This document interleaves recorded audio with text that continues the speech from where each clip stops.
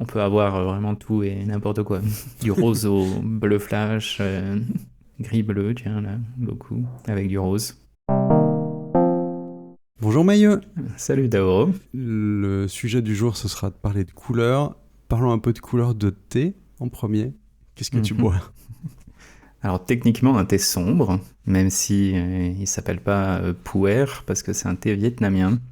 Le nom, c'est le thé en fagot des Dao, peuplade qui fait partie du Vietnam, maintenant sud du Vietnam, sur une petite île. Et ils font ce thé qui est donc des branches avec encore les feuilles dessus, qui sont rassemblées en fagots très très très, très serrés et laissées fermenter. Donc c'est un genre de puer, on pourrait dire, donc un thé sombre. J'ai pris une photo du thé qu'on mettra dans les show notes. Mhm. Il est très intéressant principalement par sa manufacture. Et après, sur les notes, on est plutôt sur du minéral, un peu floral, assez léger. En tout cas, sur cette première infusion. Ok.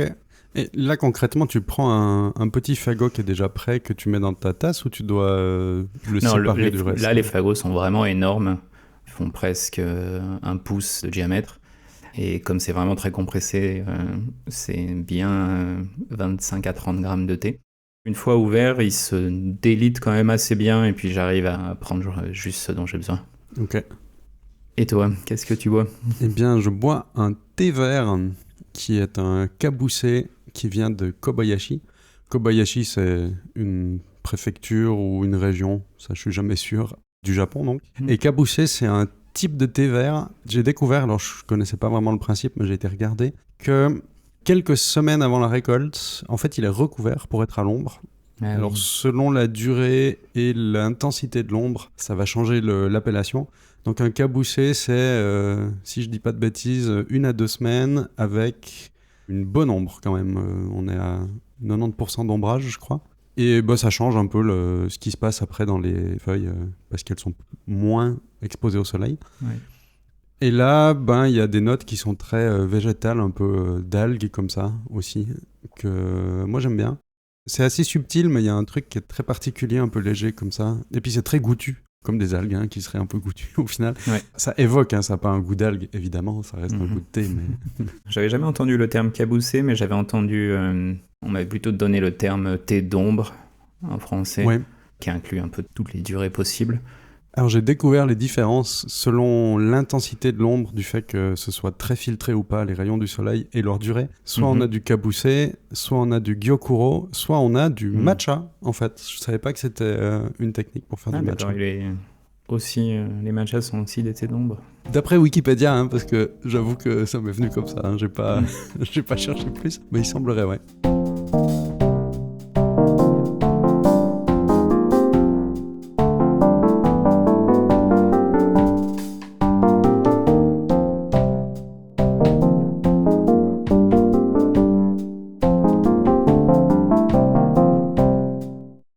Quand on s'est posé la question du sujet de cet épisode, toi, tu as mentionné une vidéo qui parlait un petit peu de couleur, comme quoi elle avait disparu de notre quotidien. Qu'est-ce qui t'a fait choisir ça avant qu'on explique un peu la vidéo?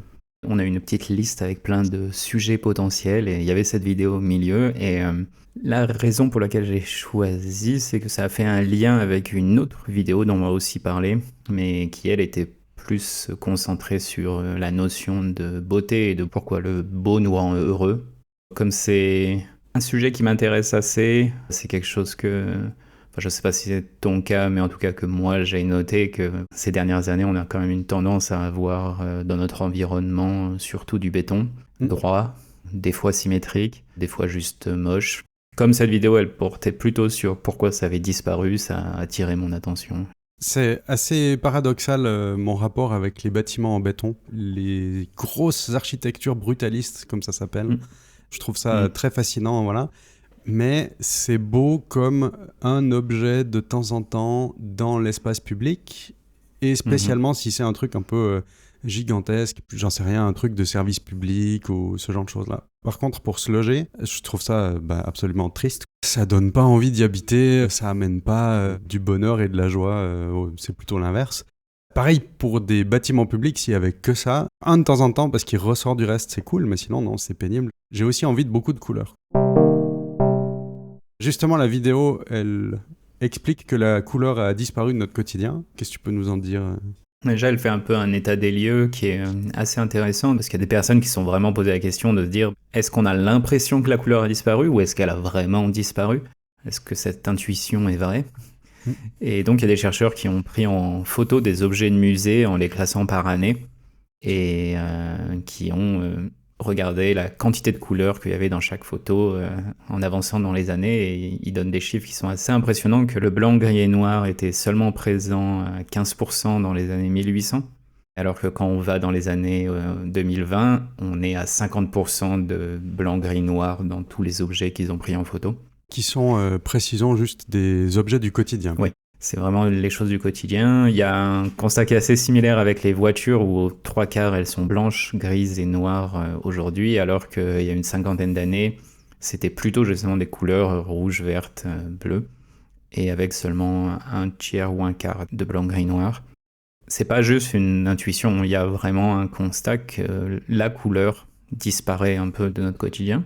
En parallèle à ça, il y a cette seconde vidéo qui parle là par contre d'études plutôt sur la notion de beau et sur pourquoi est-ce que nous on ressent du beau. Clairement, il y a quelque chose en tant qu'humain qui fait qu'on apprécie le beau et qui nous rend heureux et nous apaise. Il y a des études sur l'architecture où la monotonie des bâtiments a plutôt tendance à nous stresser. Alors que des bâtiments complexes, avec une architecture intéressante, des fois avec une symétrie qui est intéressante, va plutôt stimuler notre cerveau. Et je pense qu'il y a un parallèle entre les deux. Je suis aussi assez attiré par le brutalisme, mais dans le brutalisme, en tout cas au tout début, il y avait quand même aussi, je trouve, une notion de monumentalité. C'était pas juste des matières brutes pour que ce soit gris. Il y avait vraiment cette notion un peu grandiose dans les très grands bâtiments brutalistes. Il y a quand même quelque chose où on les voit et on se dit ça en jette, ça impose quelque chose. Ouais, c'est ça qui me fascine, c'est que vraiment c'est très très imposant et voilà. Ça te donne un peu une sorte de vertige quand t'es face à ça, tu fais waouh, ok. Alors qu'une barre d'HLM récente, même si c'est des fois brut, ça n'a pas vraiment cette qualité qui impose. C'est juste ennuyeux en fait. On se rend compte que les choses qu'on considère être belles nous rendent heureuses, que potentiellement la couleur, ça peut amener à ce qu'on puisse trouver les choses belles, mais pourquoi il y aurait ce paradoxe de, en fait, on a moins de couleurs aujourd'hui? Ce qui est pointé dans la vidéo, c'est l'industrialisation des choses. Une voiture blanche, grise ou noire, c'est des couleurs plus neutres, c'est des couleurs qui sont plus passe-partout, donc c'est quelque chose qu'on peut revendre plus facilement. Tous nos ordinateurs ont tendance à être gris, les écrans ont tendance à être noirs maintenant. Dans mon cas, j'ai pas envie d'un écran qui aurait des bordures rouges flash, parce que si je suis en train de traiter une photo dessus, ce qui m'intéresse c'est la photo, c'est pas les bordures de l'écran. Il y a un vrai usage valide, c'est simplement que on en est à un point où si on veut vendre quelque chose, le plus facile, le moins prise de tête, c'est de le faire blanc, gris, noir, comme ça on est sûr que ça va passer partout. Je rajouterais aussi, pour ce que tu es en train de dire là, comme on est dans une société où tout va vite et où on a beaucoup de sollicitations, le fait d'avoir ces couleurs qui n'en sont pas trop et ou qui sont toutes les mêmes, c'est-à-dire qu'on a que du bleu, que du gris, il n'y a pas beaucoup de choix à faire, donc c'est plus simple de choisir. Ça fonctionne avec tout, donc on n'a pas besoin de se poser de questions. Comme tu l'as dit, ça se revend, donc c'est beaucoup plus facile. Puis, selon les cas, ça peut être plus... favoriser le fait qu'on verra moins la saleté. Sur des habits, on verra peut-être moins les taches de transpi. Sur un plan de travail de cuisine, on verra moins la poussière, selon que ce soit blanc ou noir. Et encore une fois, c'est juste de la facilitation. Pour le blanc, il y a vraiment aussi ce côté qui est plutôt hygiéniste. Une blouse blanche, c'est pas juste pour faire joli ou lumineux, c'est parce qu'on verrait la moindre saleté et donc on peut s'assurer que tout est très propre. Puis on est aussi dans une société qui a envie d'avoir ce sentiment que, comme tu dis, c'est propre. Tu mets du blanc et tout de suite c'est plus propre, alors qu'en vrai, c'est pas plus propre que si c'était du rouge. Hein, mais... Paradoxalement, c'est aussi problématique. Il y a un exemple dans la vidéo de Kurzgesagt sur la beauté où ils expliquent que Les patients qui étaient dans des bâtiments plus colorés, avec de l'art, ou dans les anciens bâtiments d'hôpitaux qui avaient une architecture plus intéressante, avaient tendance à rester moins longtemps à l'hôpital, à avoir besoin de moins de médicaments contre la douleur. Il y a un côté apaisant à ces couleurs et à la beauté, et pas juste un bâtiment entièrement blanc avec des couloirs blancs et du gris, et puis c'est tout, quoi. Si on est dans un environnement qui a l'air si aseptisé, en plus on est déjà pas bien parce qu'on est à l'hôpital, t'es pas mentalement en forme, enfin c'est encore pire disons, ça m'étonne pas que tu mettes plus de temps pour récupérer. Ce qui serait une bonne méthode, c'est de décorer un petit peu, ou en tout cas de colorer un petit peu des espaces communs à l'hôpital, parce que comme tu dis pour les chambres, peut-être qu'il y a un intérêt vraiment... Est-ce que chez toi, à la maison, tu as un peu de couleur ou... Parce que la grosse tendance depuis quelques années, c'est quand même d'avoir des murs en crépi blanc, par exemple, par rapport à de la tapisserie colorée. Bon, tant mieux pour la tapisserie, parce que voilà. Mais après, on peut se retrouver avec des apparts qui sont entièrement blancs. Comment c'est chez toi? Est-ce que tu as de la couleur Chez moi, les murs sont principalement blancs. Je préfère ça. Parce que je vais mettre des choses dessus, des photos, des tableaux, ce type de choses. Par contre, j'ai pas du tout envie que les sols soient blancs ou noirs. Je veux du parquet, je veux du bois. Ou alors des carreaux intéressants, un peu comme dans le sud de la France, il y a souvent ces carreaux un peu couleur jaune, rouge, ocre. Je veux pas qu'il y ait trop. Le style rococo, on va dire, c'est beaucoup trop chargé. Il faut que j'ai un peu cet équilibre entre les deux. Mais je veux absolument pas être dans du gris, noir, blanc. Beaucoup de bois dans les tons chauds. Derrière moi, j'ai une étagère qui est en pin brut, par exemple, et qui va quasiment sur le jaune doré presque. La cuisine, le plan de travail, c'est aussi du bois, plutôt dans les tons jaunes. Donc on a tendance à plutôt mettre la couleur via ce que nous, on va apporter dans la pièce. Dans notre chambre, par exemple, elle est principalement bleue, mais c'est pas les murs. C'est plutôt les draps. Ce qu'on a mis au mur va plutôt être bleu. Le salon est plutôt neutre parce que aussi au mur on a de la photo, mais des photos en noir et blanc. Pas spécialement de couleur, mais du beau en noir et blanc. Alors que le bureau, comme je disais, est plutôt coloré dans les œuvres qui sont au mur. Ok. Et toi, chez toi, ça va être comment? Dans les 3 pièces d'importance, le salon, la chambre à coucher et le bureau, j'ai 3 côtés neutre, donc soit blanc, soit des fenêtres, et un mur est coloré. Et la couleur change dans chaque pièce pour être ce que moi je jugeais être un peu le plus approprié, entre guillemets. Parce qu'il faut que ça apporte quelque chose, mais que ça ne perturbe pas. Au salon, on a du orange, qui est un orange profond, donc il est quand même suffisamment vif, mais il n'est pas extrêmement lumineux non plus. Et contre le mur, on a quand même des meubles qui sont accrochés au mur en blanc et noir. Donc on a tout ce mur orange avec du blanc et du noir dessus pour le calmer. Pour le salon, c'est un peu chaleureux, mais c'est quand même vivant et énergétique. Ça apporte un peu de peps sans être criard. La chambre à coucher, on a un mur qui est vert. C'est pas un vert vif. Quoique, il n'est pas très foncé, mais il n'est pas fluo non plus, tu vois. On reste sur un truc assez dynamique finalement. Pour contrebalancer un peu, je pense que les meubles sont plutôt foncés. On a plutôt des commodes machin noirs qui vont avec. Puis dans le bureau, le mur coloré qui est en plus celui qui est derrière mon écran, donc c'est celui que je regarde tout le temps, c'est du violet foncé. Là justement, il faut pas perturber. Je veux pas que ça me fausse trop mes perceptions de couleur et puis je veux pas l'avoir dans les yeux.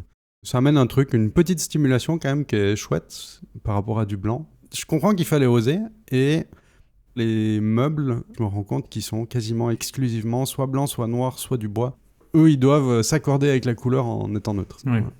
Quand ce sera à refaire, clairement, je repeindrai un côté d'une pièce à chaque fois avec une couleur. Je suis vraiment très content. J'aurais plutôt tendance, moi, à refaire comme ce que j'ai maintenant. Apporter de la chaleur presque via les objets quotidiens. Peut-être ça dépendrait des pièces, mais à réfléchir. J'avoue que ça me facilite un peu la vie sur... à lui tout seul, le mur, il décore. Au lieu que ce soit la couleur qui soit minimaliste avec du blanc, c'est le minimaliste de comment je peux habiller l'espace sans avoir besoin de suspendre des trucs au mur.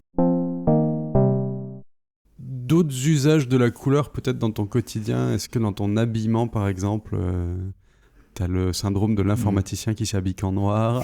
Pardon du cliché, hein. Comment ça se passe? J'ai une grosse collection de t-shirts. Le tissu, ouais, va principalement être dans des tons neutres, mais quand même souvent avec des dessins ou des choses assez colorées dessus.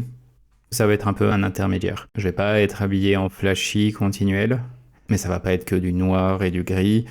Il parle un peu de ça dans la vidéo aussi sur la couleur.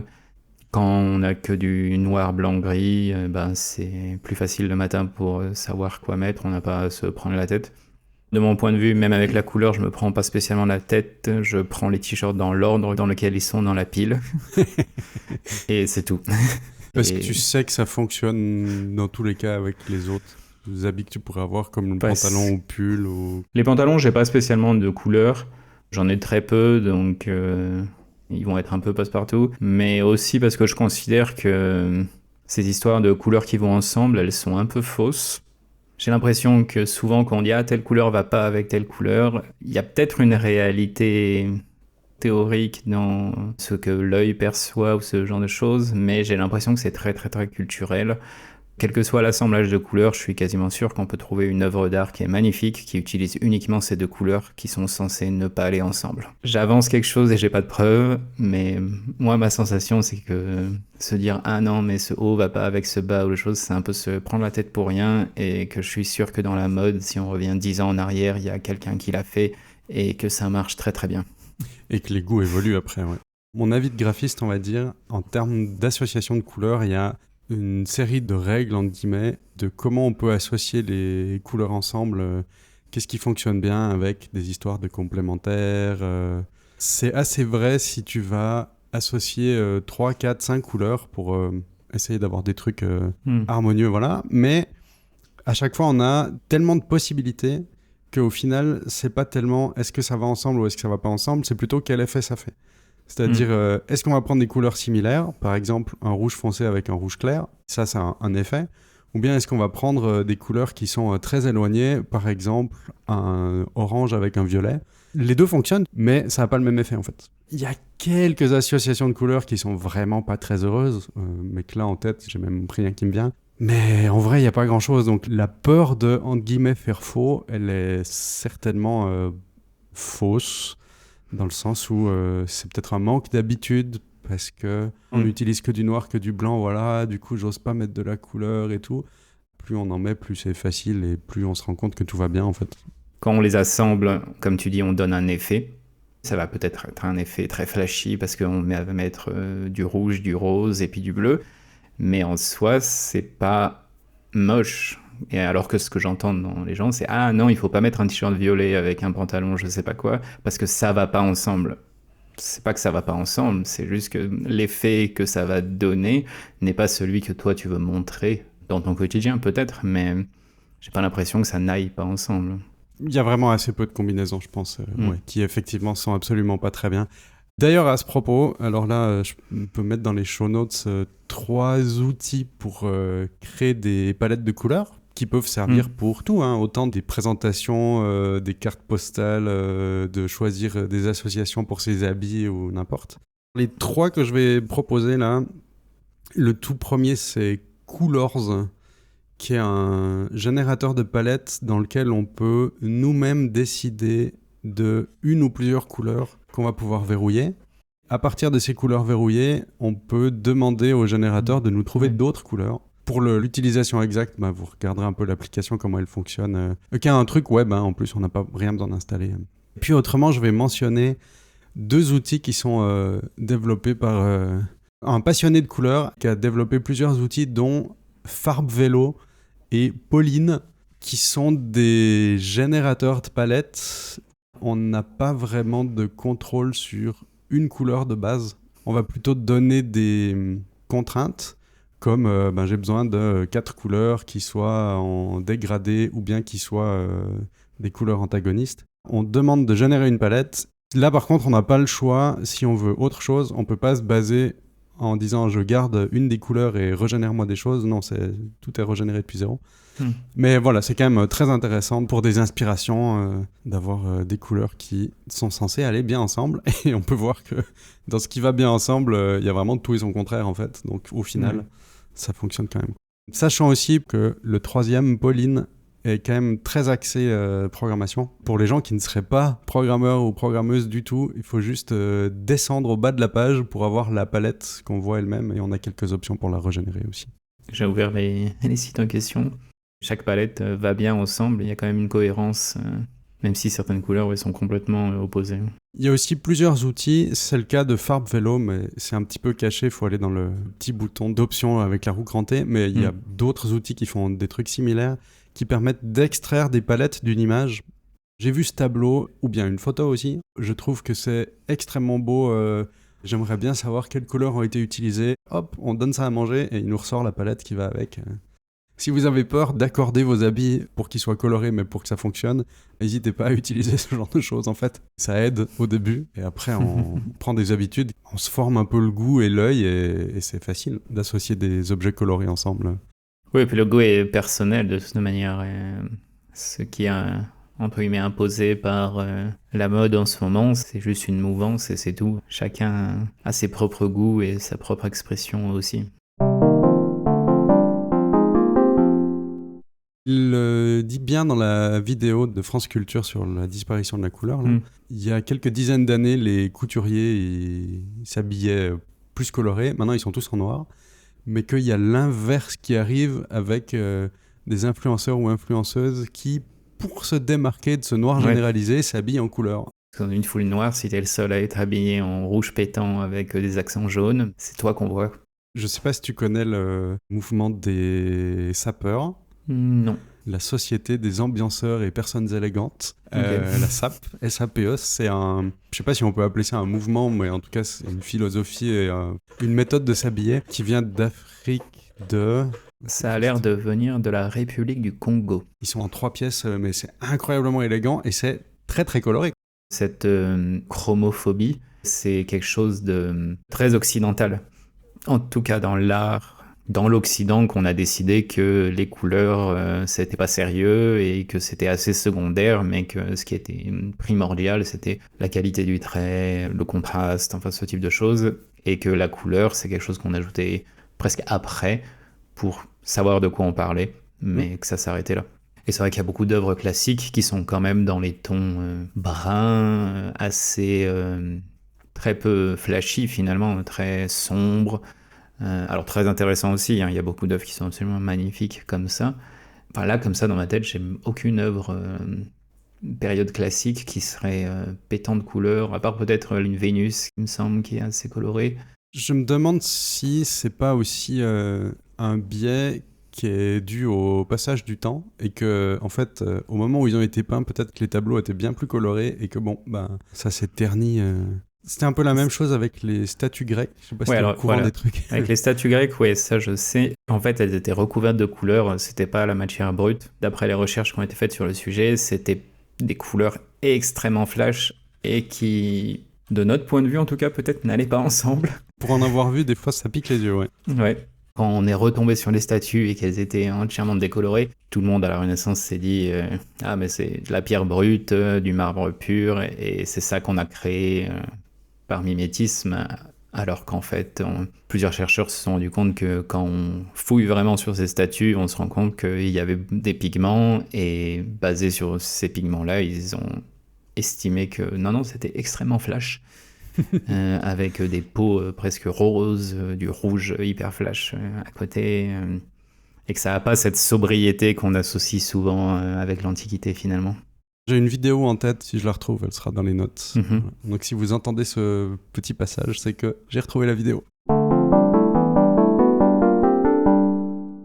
En termes aussi de couleurs vives ou pas, il y avait les jeux vidéo aussi, qui ont eu une période, qui est peut-être pas encore tout à fait finie d'ailleurs, de si c'est réaliste alors ce sera un peu terne parce que la vie est terne, alors mettons un filtre sépia, atténuons la saturation des couleurs. Ok de temps en temps, mais quand c'était tous les jeux, au final ils avaient tous la même apparence, puis il n'y avait aucun plaisir en fait, parce que la stimulation des couleurs plus vives qu'on voit, je sais pas si c'est le cas réel ou pas, mais j'ai l'impression qu'on a quand même notre petite dose de dopamine qui fait « Ah, c'est coloré, c'est plaisant ». J'ai beaucoup plus de plaisir à jouer à un Super Mario coloré ou d'être sur, je sais pas, une île avec du soleil que dans la boue sous le brouillard. Désolé Factorio, toi qui joues pas mal à Factorio. C'est vrai que Factorio, c'est pas très coloré. Il faut l'ajouter soi-même. On peut mettre des barres jaunes et noires. Ah. Je sais pas, est-ce que t'aurais pas plus de bonheur à jouer à Stardew Valley par exemple? C'est vraiment un usage, je trouve. Le but de Factorio, c'est pas la couleur, et ce que ça tente de faire passer, c'est justement un côté industriel très sale, et c'est assez volontaire. À l'opposé, dans le même style de jeu, Dyson Sphere Program, qui vient de Chine, donc pas de l'Occident, est extrêmement coloré, avec un style plus animation. Là, on est sur de la couleur flash de partout, et c'est aussi extrêmement agréable à jouer pour cette raison. Alors que Factorio, ça va plus être un défi intellectuel qui est mis au premier rang, et donc d'une certaine manière, il faut que le reste soit un peu secondaire. Après, comme tu dis, il y a beaucoup de jeux, je trouve, qui, comme ils sont pas supportés par un côté artistique intéressant, ils sont encore moins intéressants finalement.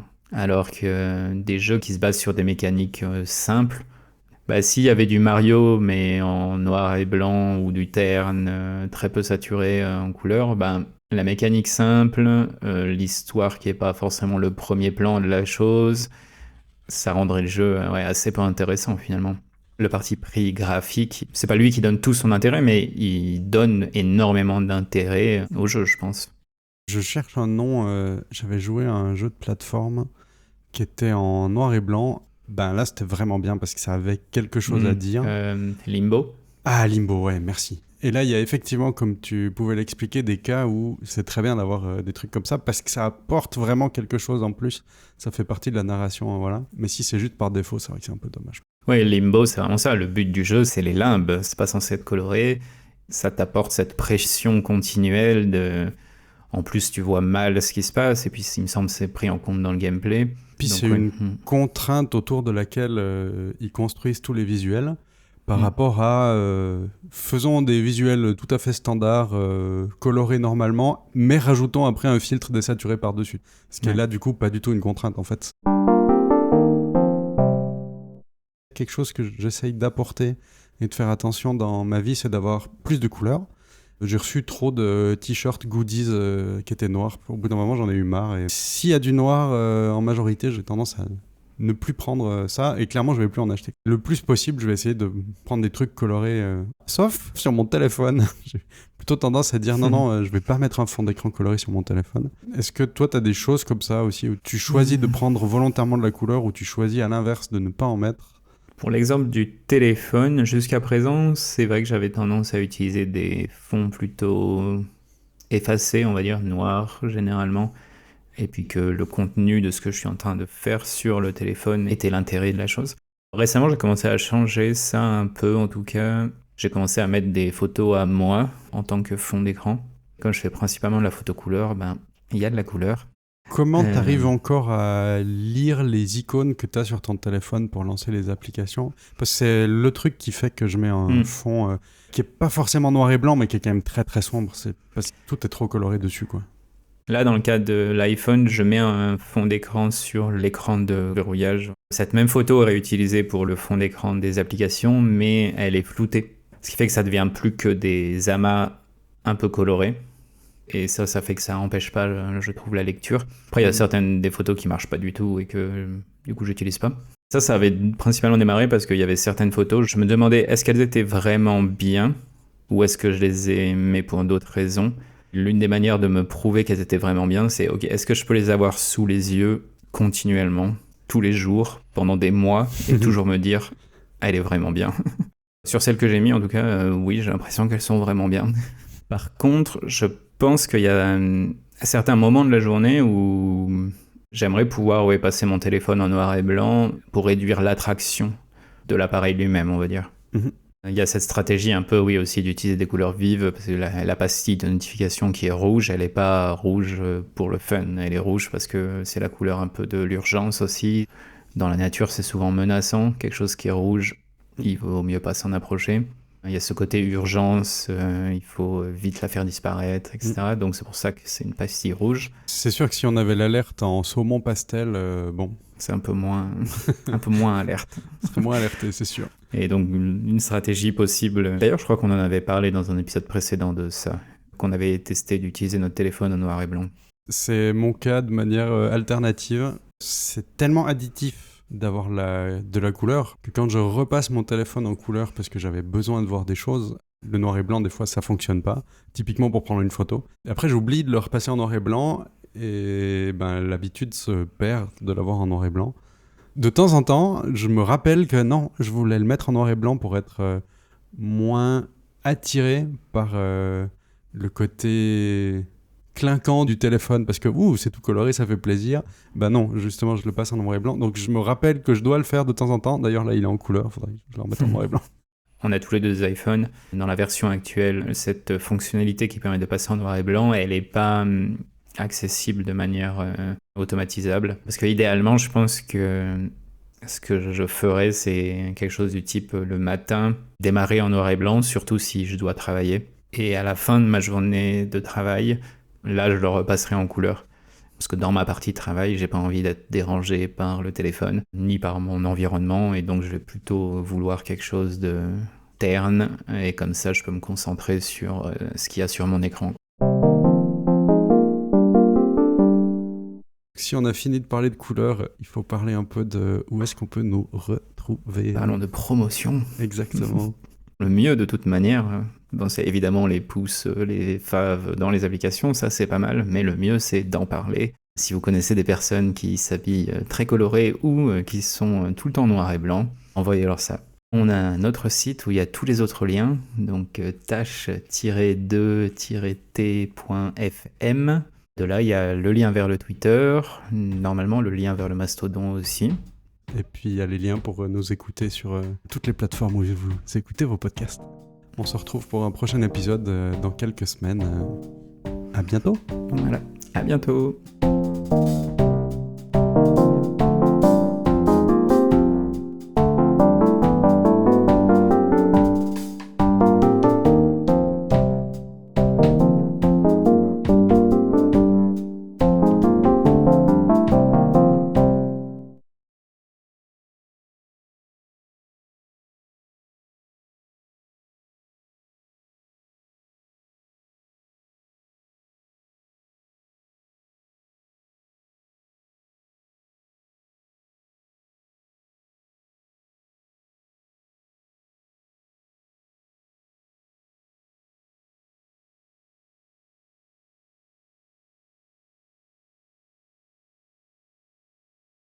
C'est pas les couleurs elles-mêmes qui intrinsèquement... Intrinsèquement, ouais. Intrinsèque, non? Intrinsèque. Ouais.